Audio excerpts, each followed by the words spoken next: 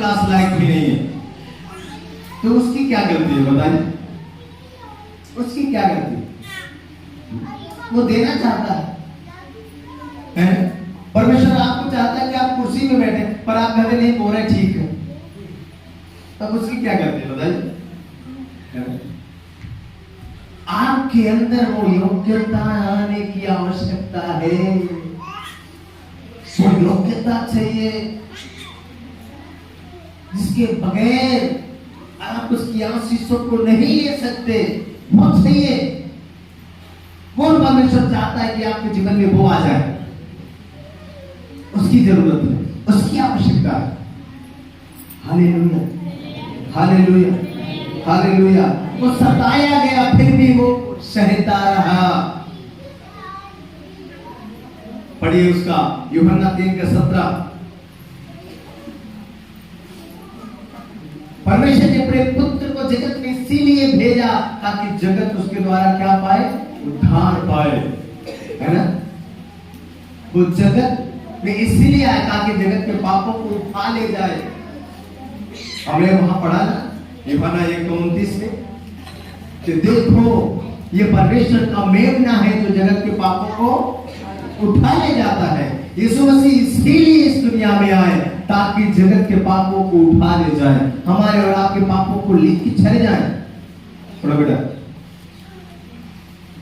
परमेश्वर ने अपने पुत्र को जगत में इसलिए नहीं भेजा। ध्यान से सुने, परमेश्वर ने अपने पुत्र को जगत में इसलिए नहीं भेजा कि जगत पर दंड की आज्ञा दे, कि जगत पर दंड की आज्ञा दे। ये कहे कि तुमने ये पाप किया है तुम्हें ये दंड मिलेगा, तुमने ये गलती किया तुम्हें ये दंड मिलेगा, तुमने ये काम किया तुम्हें ये दंड मिलेगा, इसलिए नहीं भेजा। परंतु इसलिए कि जगत उसके द्वारा उद्धार पाए। हालेलुया, ताली बजा के परमेश्वर को धन्यवाद करो। परमेश्वर ने अपने पुत्र को अर्थात यीशु मसीह को इस दुनिया में जगत में इसलिए नहीं भेजा कि वो जगत पर दंड की आज्ञा दे, परंतु वो इसलिए भेजा कि उसके द्वारा हमारा अर्थात सारा जगत उद्धार पाए। Hallelujah, hallelujah. और आगे जो उस पर विश्वास करता है उस पर दंड की आज्ञा नहीं होती। ध्यान से सुने, जो उस पर विश्वास करता है उस पर दंड की आज्ञा नहीं होती। यदि हम और आप यीशु मसीह पर विश्वास करते हैं संपूर्ण मन से, संपूर्ण हृदय से, तो हमारे और आपके ऊपर दंड की आज्ञा नहीं। और यदि विश्वास नहीं करते तो दंड की आज्ञा है। तो विश्वास करने वाले के ऊपर कोई दंड की आज्ञा नहीं है, इसलिए विश्वास करने की आवश्यकता है ना?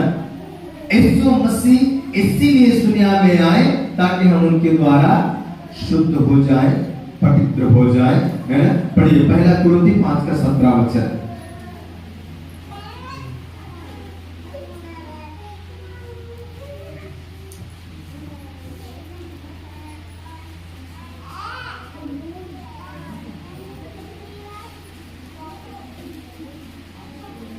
पहला कुरिन्थी 5:17। ओ सॉरी 5:7। पहला कुरिन्थी 5:7। पुराना खमीर निकाल कर, पुराना खमीर निकाल कर अपने आप को शुद्ध करो, अपने आप को शुद्ध करो कि नया गूथा हुआ आमीन, कि नया गूथा हुआ आटा बन जाओ, ताकि तुम अखमीरी हो। क्योंकि हमारा फंसा जो मसीह है। बस छोड़ दो। यहाँ पर परमेश्वर का वचन क्या कहता है? फिर से उस वचन को पढ़े। पुराना खमीर निकाल कर, पुराने खमीर को निकाल कर अपने आप को शुद्ध करो। अपने आप को क्या करो? शुद्ध करो। सबसे पहला काम, पुराना खमीर क्या है बताइए? पुराना खमीर क्या है? पुराना चाल चलन और मतलब पुराना चाल चलन कैसे, पुराना चाल चलन कैसा चाल चलन, हम पहले खड़े खड़े चलते थे, अब बुकमा बुकमा चल रहे हैं, पर क्या है भाई, उसको समझना भी है पुराना चाल चलन है क्या, है ना। पुराना खमीर, खमीर क्या है, बाइबल कहती है थोड़ा सा खमीर पूरे गूंथे हुए आटे को क्या करता है, क्या कर देता है, खमीर बना देता है। मतलब वो पूरा आटा फिर क्या हो जाता है, खराब हो जाएगा। पुराने खमीर को निकाल करके और क्या करना है, बाहर करना है। पुराना खमीर क्या है, हमारे और आपके जीवन में जो बुरे काम है, जो गंदे काम है, वो है पुराना खमीर। और उसको निकाल करके और बाहर करके और हमें क्या होना है, शुद्ध होना है, पवित्र होना है, क्योंकि परमेश्वर शुद्धता को ग्रहण करता है, परमेश्वर पवित्रता को ग्रहण करता है। पापी को परमेश्वर ग्रहण करता है, लेकिन पाप के साथ नहीं। यदि पापी था पहले, उसने पाप को छोड़ दिया, उसे परमेश्वर माफ करता, उसे ग्रहण करता, लेकिन पाप के साथ उसको ग्रहण नहीं करता। तो आपको अशुद्धता निकाल करके, आप अशुद्ध थे लेकिन उस अशुद्धता को आप निकाल करके शुद्ध होकर के जब आप परमेश्वर के पास आते हैं तो परमेश्वर आपको क्या करते हैं, ग्रहण करते हैं। तब परमेश्वर आपको ग्रहण करते हैं। तो यहाँ वचन कहता है, फिर से पढ़ो बेटा 5 का 7, पुराना खमीर निकाल कर, पुराना खमीर निकाल कर अपने आप को शुद्ध करो, अपने आप को शुद्ध करो कि नया गूंथा हुआ आटा बन जाओ, कि नया गूंथा हुआ आटा बन जाओ। और जब आटा बन जाएंगे ये बातें हो जाएंगे। Hallelujah, hallelujah. क्योंकि रोटी से लोगों को जीवन मिलता है। यीशु मसीह ने कहा मैं जीवन की रोटी हूं। हालेलुया। उसी रोटी की बात कही जा रही है, उसी रोटी की बात कही जा रही है। वो जीवन की रोटी है, वो जीवन की ज्योति है यीशु मसीह। वो जीवन का पानी है, जीवन का जल। लिखा है कि नहीं लिखा, यीशु जीवन का जल है, यीशु जीवन की रोटी है, यीशु जीवन की ज्योति है। वो सब कुछ है, वो हमारा जीवन ही है, वो जीवन है यीशु मसीह। इसलिए उसको हमें समझना है, उसको जानना है। यदि हम ये बात आज तक नहीं समझ पाए तो हमारा मसीह जीवन बेकार चला जाएगा। इसलिए हमें समझना है, बारीकी से उसके साथ एक अच्छा गहरा रिश्ता बनाना है, गहराई का रिश्ता बनाना है, ताकि जब वो आए तो अपने साथ लेके जाए, है ना। जैसी दुल्हन वो चाहता है वैसे हमें बनना है। यदि हम उसके खिलाफ बने तो हमें लेके नहीं जाए। इसलिए हमें बनना है उसकी जैसा, जैसा वो बनाना चाहता है। Hallelujah, hallelujah. पढ़िए उसका पहला पत्रस, उसका 1 अध्याय, उसका 18वां वचन पढ़े। क्योंकि तुम जानते हो कि तुम्हारा निकम्मा चाल चलन, ध्यान से सुने इस वचन को। जो बाप दादा से चला आता है। फिर से पढ़ो बेटा, फिर से पढ़ो।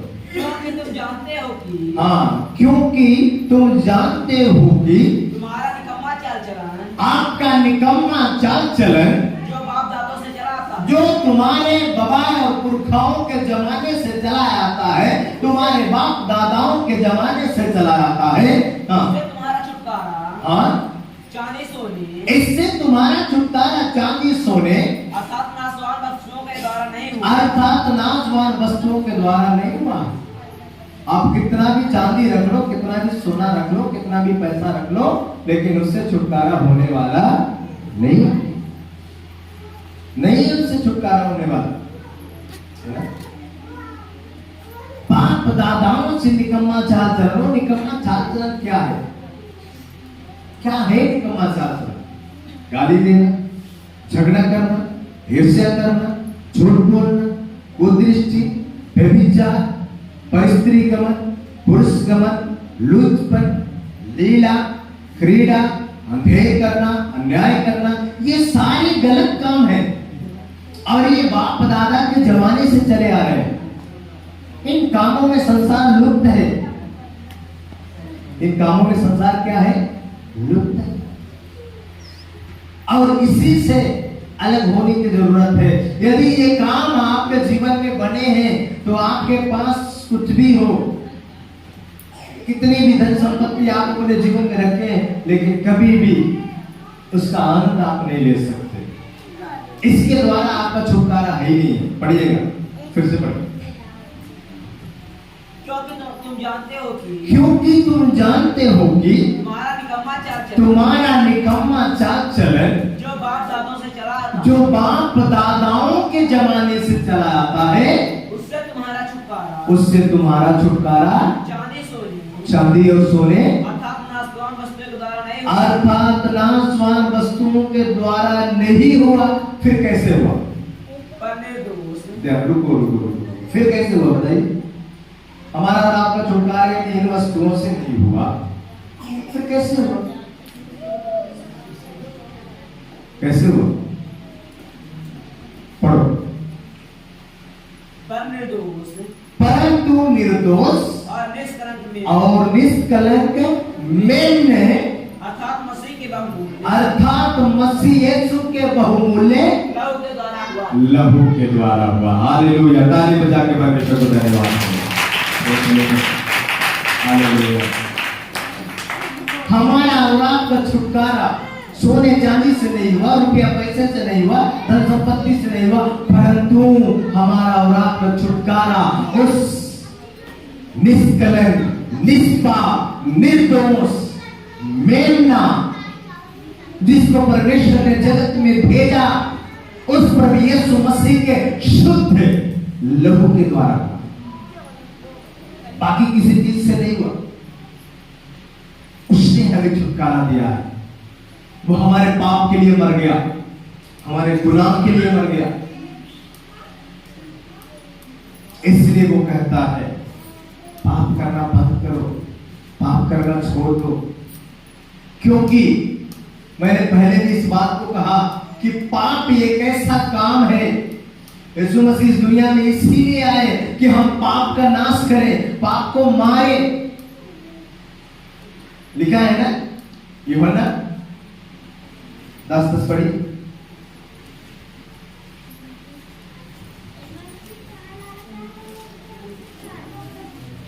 पढ़िए यूहन्ना 10:10। चोर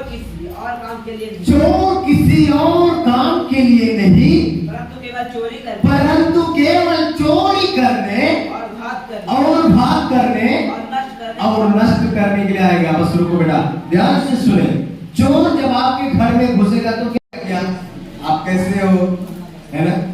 उसका मकसद क्या है? सीधे आपके घर में घुसेगा, चाकू निकालेगा या तो कट्टा निकालेगा, सीधे यहाँ लगाएगा या तो फिर यहाँ लगाएगा या कहीं भी लगाएगा। बोलेगा जल्दी बता करधन किधर है, लोकेट किधर है ना? आजकल बहुत लाइट बांधते हैं ना, 8-8, 5-5, 7-7। इससे आपका उद्धार होने वाला नहीं। मैं इसके खिलाफ नहीं हूं कि आप मत बांधिए, आप बांधो, लेकिन सावधान रहेगा, सावधान भी रहेगा।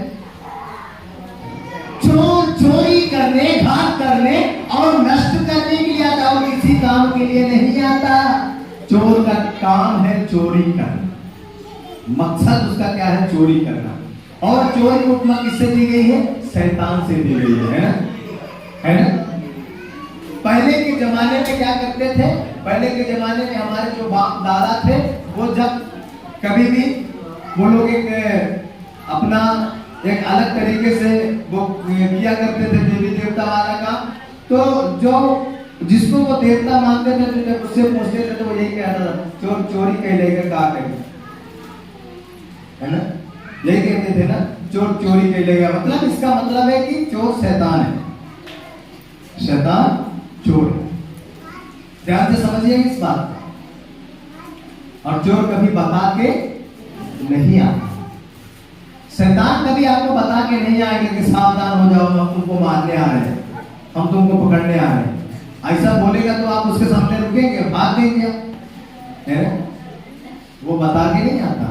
चोर चोरी करने, घात करने, नाश करने के लिए आता, और किसी काम के लिए नहीं आता, क्योंकि उसका मकसद ही है चोरी करना, इसलिए वो आता। लेकिन आगे आगे पढ़ो बेटा। मैं इसलिए आया कि यीशु मसीह कह रहे हैं, मैं इसलिए आया कि वे जीवन पाए, वे जीवन पाए। कौन जीवन पाए? हम और आप, यीशु मसीह पर विश्वास करने वाले लोग, वो जीवन पाए। और बहुत आज से जीवन पाए। ताली बजा के परमेश्वर को धन्यवाद करें। Hallelujah, hallelujah. परमेश्वर का वचन इस बात को गवाही देता है, जो चोरी करने, घात करने, नाश करने के लिए आता, वो किसी काम के लिए नहीं आता, परंतु यीशु मसीह ने कहा, मैं इसलिए आया ताकि वो जीवन पाए, और थोड़ा जीवन नहीं, थोड़ा नहीं, फिर कितना? कितना? होता है मतलब कितना? कितना? फिर इतना? कितना? इतना पूरा, इतना फैला के परमेश्वर देने के लिए आया। Hallelujah, hallelujah. इसीलिए वो कलवरी क्रूस में अपने जान को दे दिया, अपने हाथों को फैला दिया। वो बहुतायत का देने के लिए आया है, हमें घटी में रखने के लिए नहीं आया। हमें कभी भी चिंता करने की आवश्यकता नहीं है। प्रभु ने आपसे जो बात किया